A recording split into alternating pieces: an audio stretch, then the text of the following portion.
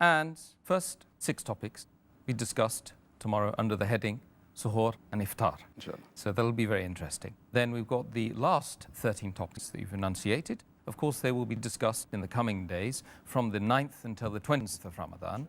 And the middle topics that you've discussed, we will now take them on as importance right now. So Dr. Zakir, the first topic we need to discuss today is how can one understand generosity in terms of Ramadan? What are the acts of generosity that you would recommend a Muslim to be involved in? A person should always be generous throughout his life, but during Ramadan, he should be more generous. It should reach its peak. And there are various ways a person can be generous. For example, one thing which normally people think about generosity is helping people with money. But that is not the only act of generosity. That is one of the acts of generosity, helping someone with your money. The other act of generosity is that if you share your knowledge, if you guide someone, do islah someone, or do dawah to non-Muslims, even this is generosity. You help him with your knowledge. The other act of generosity is maybe you may help them with your physical strength in doing some work, or maybe lifting something. Even that's the act of generosity. Any good deed is an act of generosity. For example, you may be in a position. Being in that position, the job you're doing, you may be able to help someone in fulfilling his need. Even that's an act of generosity.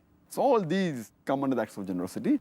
And the hadith of a Prophet, Muhammad Sallallahu Alaihi Wasallam, it's mentioned in Sahih Bukhari, volume number 1.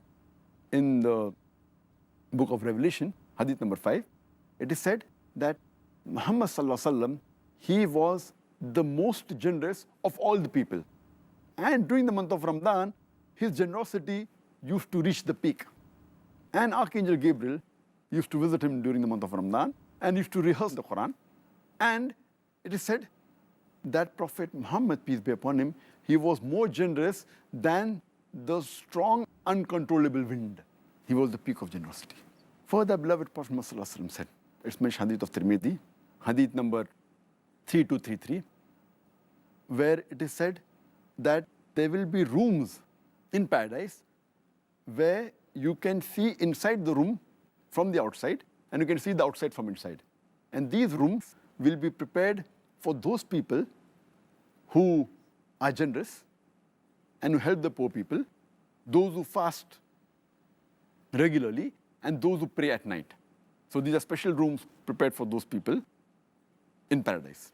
Further, there's a hadith, Sahih hadith, mentioned in Ibn Majah, hadith number 1746, where our beloved Prophet Muhammad said that any person who feeds the person who has fasted, he will get the reward of the person who he has fed, who has been fasting, without diminishing the reward of the person who was fasting. Therefore, it shows that we should encourage people, should feed other people. All these are acts of generosity. SubhanAllah. I hope and pray that we can be as generous as Rasulullah sallallahu alaihi wasallam in this month. Inshallah.